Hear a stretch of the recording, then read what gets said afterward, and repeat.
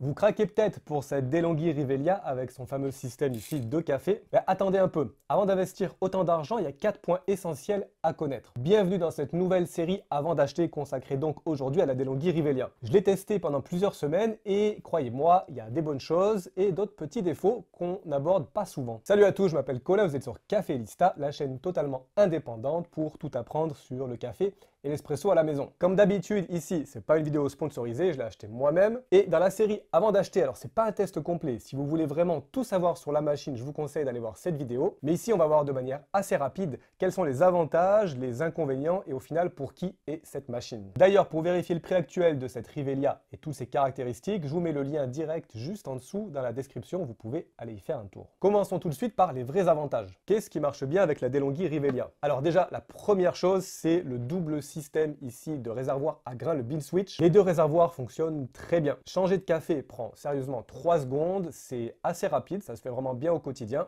Vous pouvez l'utiliser ici tout facilement. Par exemple, à la maison, vous voulez avoir un réservoir avec du décaféiné, un autre avec du café un peu plus corsé, ça fonctionne bien. La machine détecte automatiquement le changement, propose même de purger les anciens grains à chaque fois. L'interface là aussi est claire et vraiment réussie. On a un écran tactile sur le dessus de la machine à plat de 3,5 pouces. Il y a un bon répondant, plusieurs profils utilisateurs, un guidage pas à pas, d'une personnalisation de vos habitudes. La machine apprend vos routines et va vous proposer différents cafés selon le moment de la journée, selon ce que vous avez l'habitude de prendre. Ici donc, une belle réussite.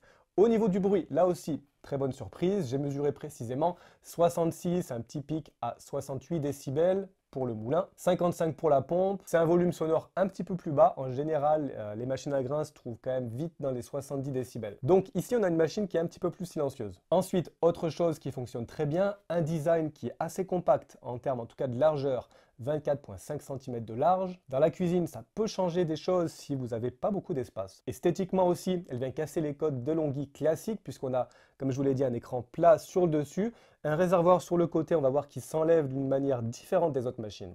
Le réservoir peut donc se remplir ici par le haut sans le sortir, c'est un petit détail qui est sympa. La qualité en tasse est toujours très bonne, on est sur une qualité DeLonghi, ça se retrouve avec la Riviera, l'espresso et les différentes boissons lactées sont très bien réussis. Et puisqu'on parle d'extraction et de qualité en tasse, si vous voulez maîtriser parfaitement les réglages de votre machine à grains pour obtenir le meilleur café possible, je vous ai préparé un petit guide gratuit, les secrets de l'extraction espresso avec votre machine automatique. Vous trouverez le lien dans la description, vous pouvez aller le télécharger. Maintenant, parlons de ce qui fâche un peu des petits inconvénients de la DeLonghi Rivelia. Le double système à grains, le bean switch, fonctionne très bien, mais il y a quand même une limite qu'on aborde en général pas souvent. Si vous voulez l'utiliser avec deux cafés très différents de torréfaction presque opposés, imaginez un Brésil torréfaction foncée, un café d'Éthiopie torréfaction très claire, le résultat en tasse ici sera pas terrible. L'extraction risque d'être bonne pour un café, pas forcément l'autre. Pourquoi? Parce que des cafés qui sont aussi différents demandent quand même des réglages de mouture ici, là aussi différents. Une machine automatique n'est pas faite pour changer le moulin entre chaque café, c'est vraiment pas possible. Donc ici, ma recommandation, utilisez ce système avec des cafés au profil quand même assez similaire. Un café normal, un décaféiné de même origine, même torréfacteur ou même type de torréfaction, c'est très bien. Deux cafés très opposés dans leur profil aromatique, ça risque de donner quelque chose de pas super, je vous déconseille. Autre petit point décevant, la buse eau chaude ici, sur une machine aussi chère, elle est toute en plastique, ça fait un peu de cheap comparé par exemple à d'autres modèles, on l'a vu sur les Leta Explore, la Magnifica Evo. C'est un petit détail, c'est dommage. À savoir aussi qu'on n'a pas d'extraction à froid sur cette machine qu'on retrouve sur les Leta Explore, on n'a pas donc de véritable cold brew. On peut faire un café glacé, mais la machine va nous sortir un espresso chaud sur des glaçons, c'est pas la même chose. Et si cette analyse vous aide à mieux comprendre la machine, à faire votre choix, n'hésitez pas à aller liker la vidéo juste en dessous, ça m'aide énormément pour faire connaître ces tests indépendants. Et puis abonnez-vous si ce n'est pas déjà fait pour ne rien rater de nos futurs tests sur cette machine et sur plein d'autres. Alors cette machine, c'est pour qui concrètement? C'est parfait si vous voulez alterner entre un café normal, un décaféiné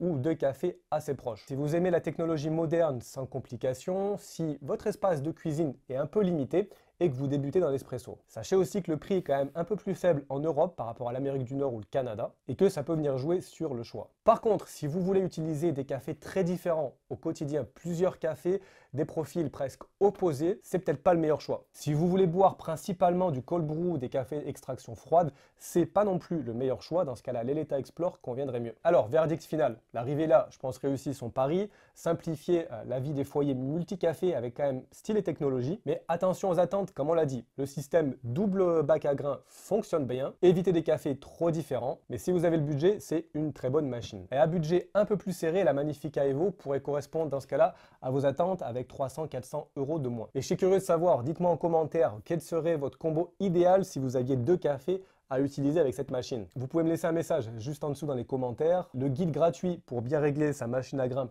est lui aussi dans la description. Je vous souhaite une bonne journée, une bonne semaine. On se voit très bientôt sur Café Lista. Ciao!